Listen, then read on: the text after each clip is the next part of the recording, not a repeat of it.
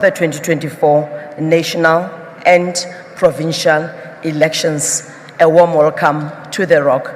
I'm going to hand over to the Chief Electoral Officer to take us through progress on counting. Tate Mamabolo.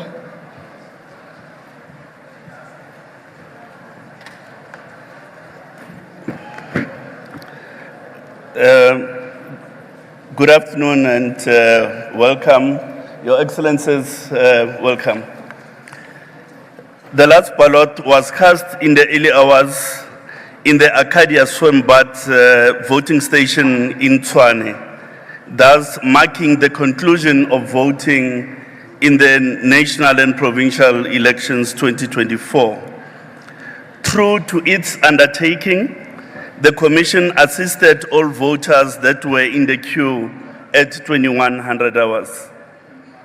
Just after midnight, the Commission announced the first result. This was in a voting district in the Winnie Madikizela Mandela municipality in the Eastern Cape.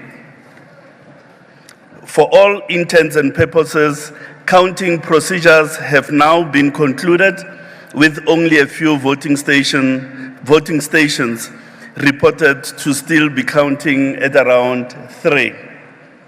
The process of the results compilation entails ensuring accuracy and validation of those results. This process involves scanning each result slip to create an image of that slip, a double-blind capture of each result, auditing of the result slip by independent auditors. The result system has also been externally audited, and political parties and candidates who desired had occasion to also audit the result system.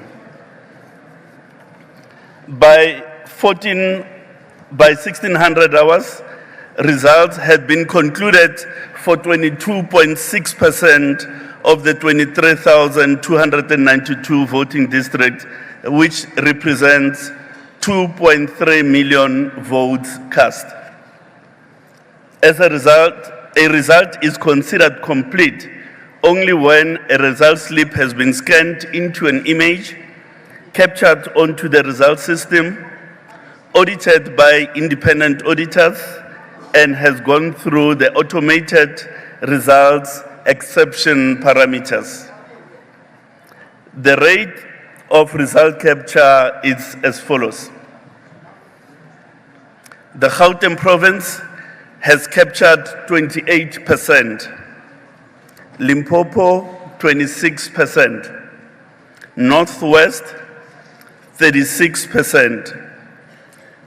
The leading pack is Northern Cape at 63%, the Free State 56%, KwaZulu-Natal 23%, Mpumalanga province 42%, the Eastern Cape 58%, and the Western Cape 57%.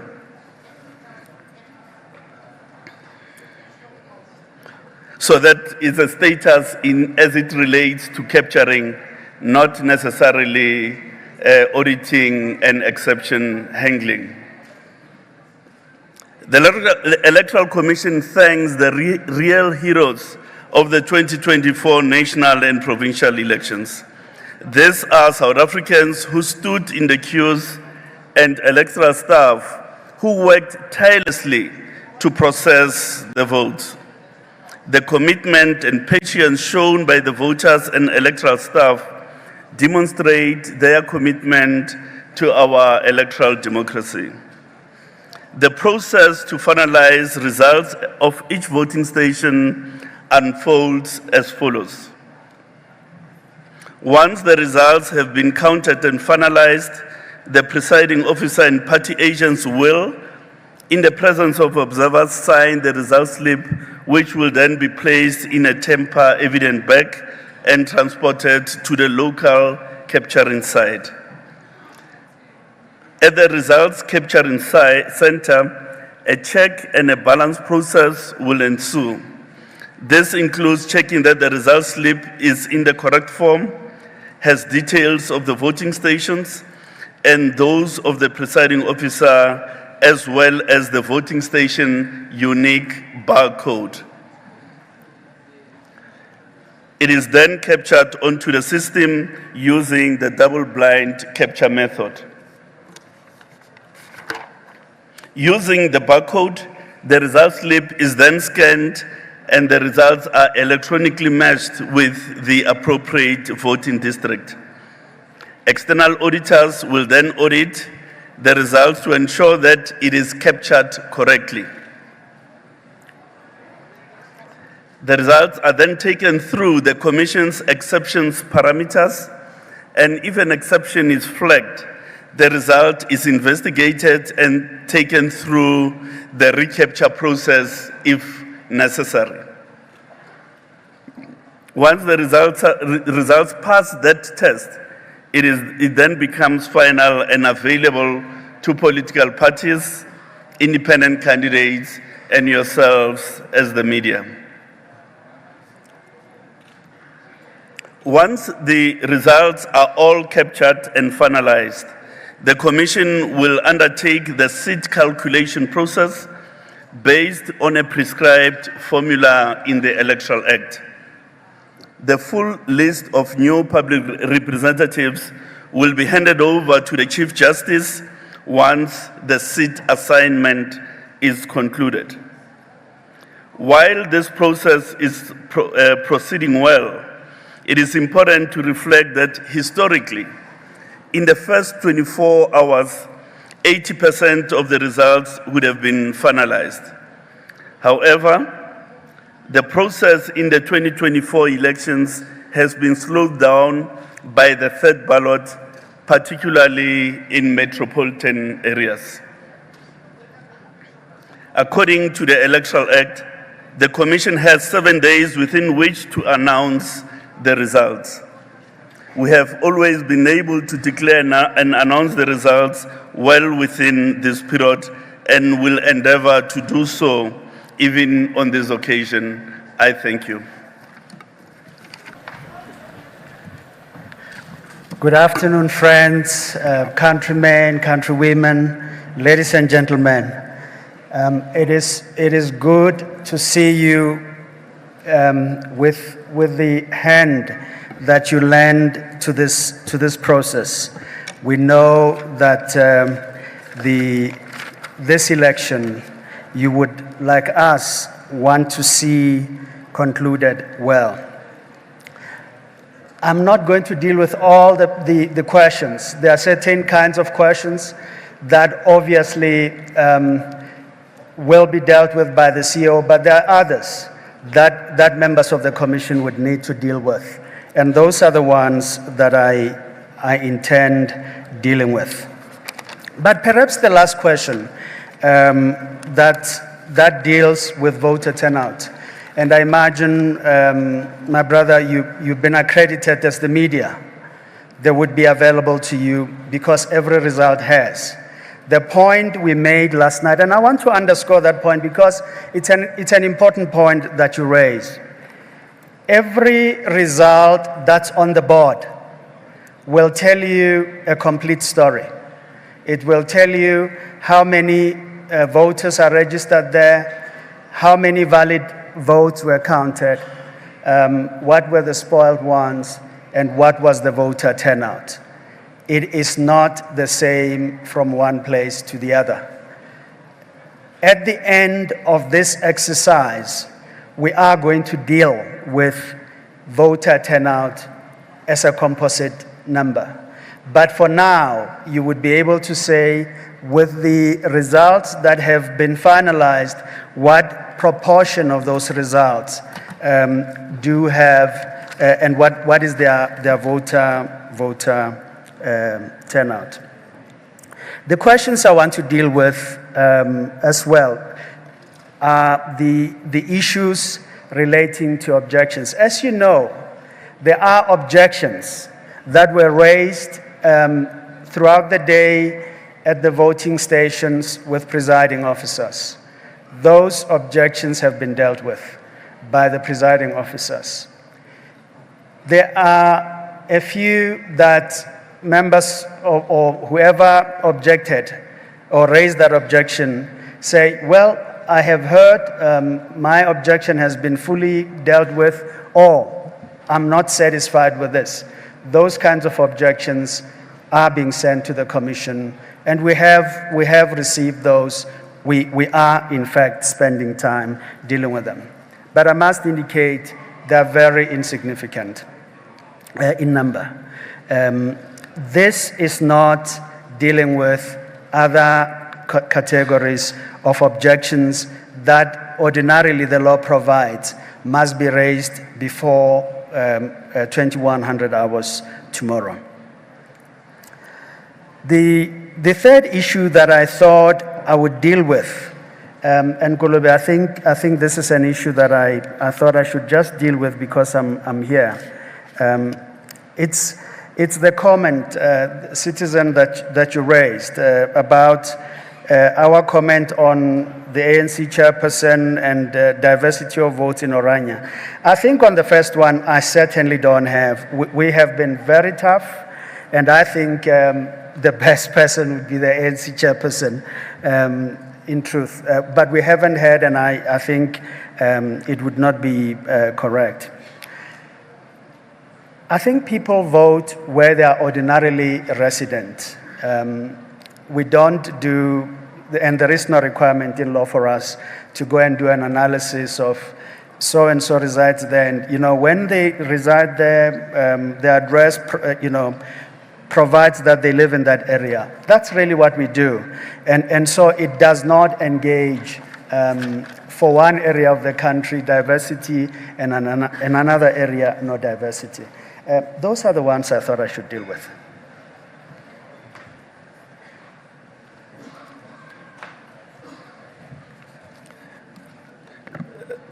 In the question related to exceptions, there are a different genre of objections which are system generated. There are exceptions that relate to voter turnout. In other words, the system sets a certain parameter to say if there's turnout of more than 100%, as an example, it will be an exception that requires an investigation. Secondly, the second genre is if a party gets 200 votes on the provincial ballot and get 2 votes on the national ballot. It doesn't mean it's necessarily incorrect, but it calls for caution. Hence, it raises an objection.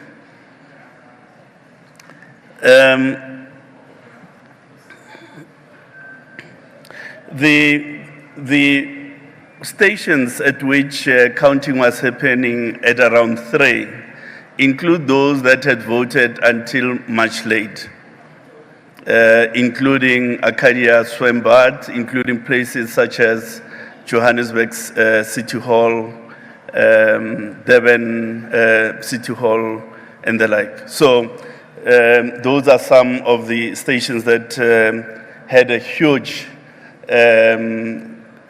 counting endeavor to make. Remember that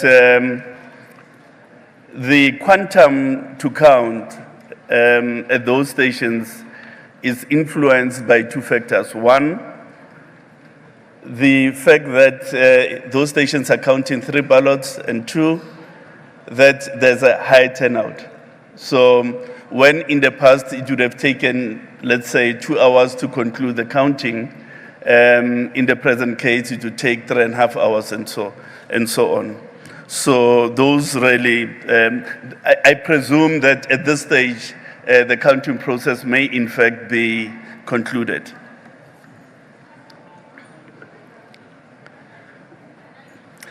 Were any voters turned away?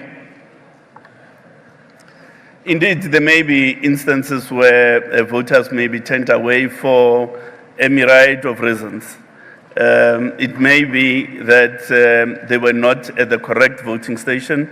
In terms of the Electoral Act, you vote where you are registered unless you had a Section 24A approved.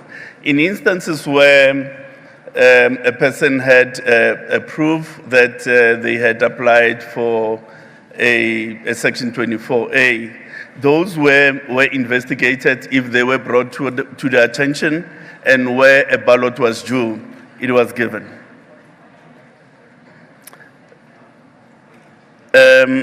Recounts are not necessarily authorized by the Commission unless the result slip had been concluded. But if still within the confines of a voting station, party agents together with the presiding officer will find one another on the necessity or otherwise for recounts. However, if in the process of investigating an exception, it becomes necessary to order a recount, it can also be reordered by the Commission, but in the context of finalizing a result in the system. I think all questions are answered. Thank you.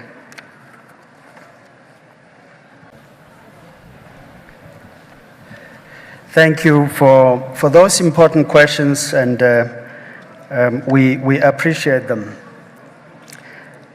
The critique, or a critique of the Commission, and our view is that we should never be defensive, is that we are going to listen to and observe the things that are being raised and deal with them from where they are raised, in the best interest of the work we do and the work that this country expects that all of us will do.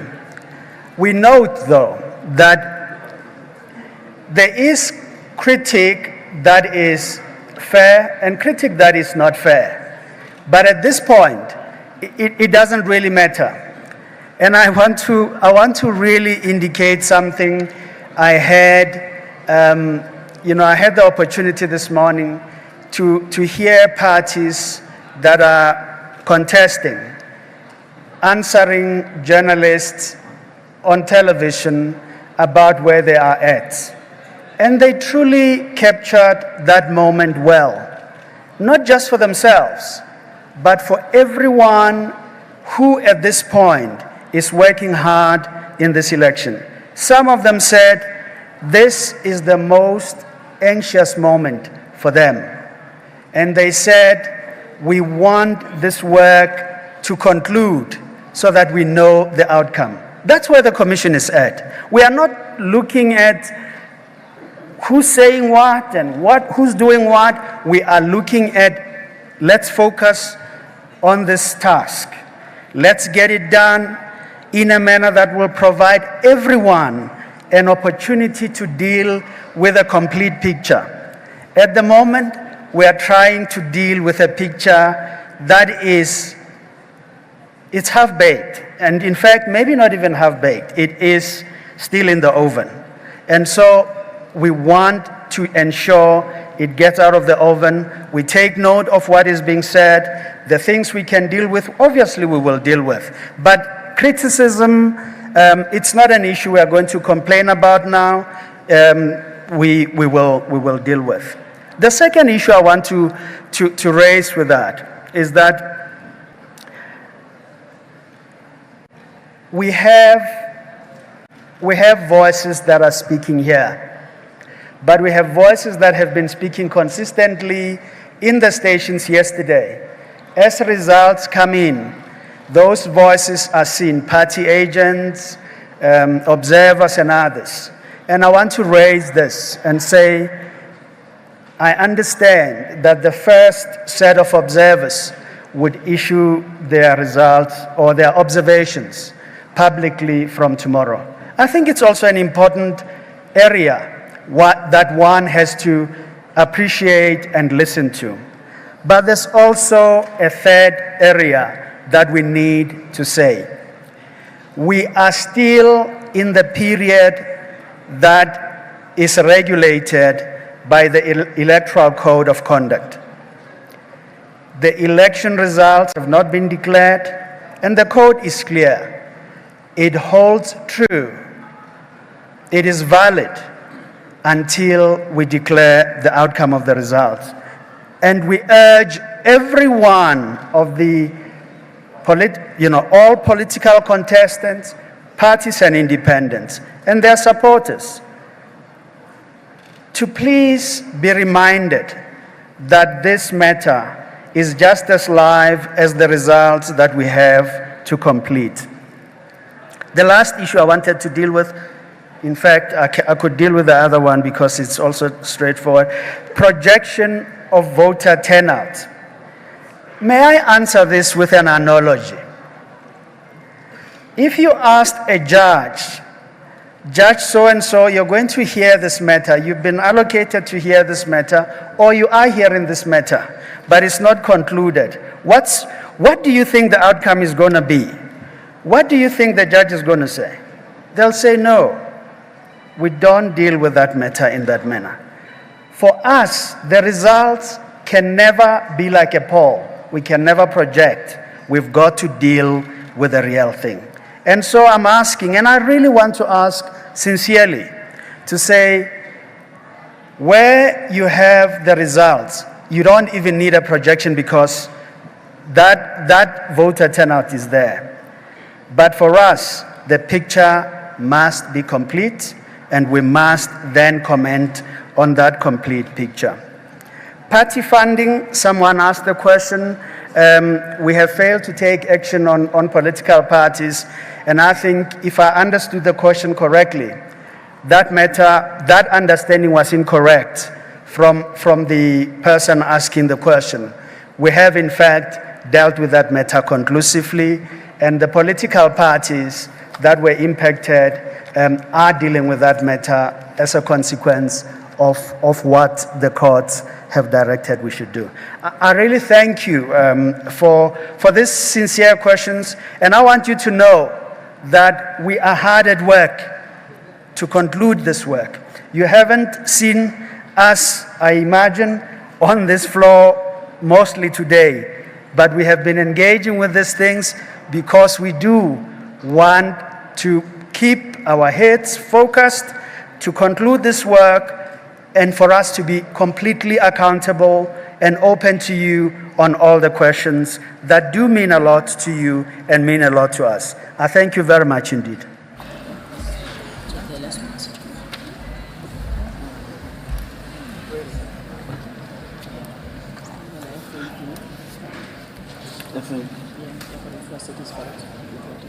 No, Chairperson dealt with it.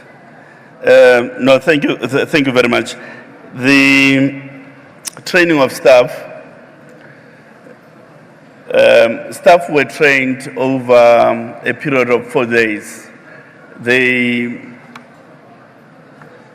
had to complete a series of modules, understanding the role of the Commission, understanding the registration process, the counting process, the voting process, and so on. All these are modules that they had to do. They further had to do practicals in terms of how to do the voting station layout, how to configure the ballot box, ballot compartments, and so on. Now, I did indicate that staff were recruited on the basis of an agreed recruitment and selection criteria. That criteria and recruitment and selection criteria were agreed to with political parties in the National Political Liaison Committee. Of necessity, that policy had to take account of the pervasive unemployment in the country, so that those, especially young people who are unemployed, are given an opportunity to work, do something positive for their country, and so on. But of course, when you take people who are unemployed and perhaps with no previous work experience, it does impair a bit the quality of the process that you manage. Hence, our position has always been that you need, in the management echelon of voting stations, experienced staff, people who have done things and so on, and supplement those then with people that may be unemployed. So it is not an either-or scenario, but it's a confluence of those two imperatives that must be brought together. The results auditors, they are appointed by the Commission following a competitive procurement process, but they are independent. It's a consortium consisting of 3 independent audit firms. What does their role entail? They looking at the original result slip from the voting station against what is captured in the system. And they checking if there are discrepancies. And indeed, if there are no discrepancies, each auditor has a unique audit code which they input into the system, confirming the correctness of the result. Only once that has happened is that result relayed into the results database. And because we procure them, we pay for them.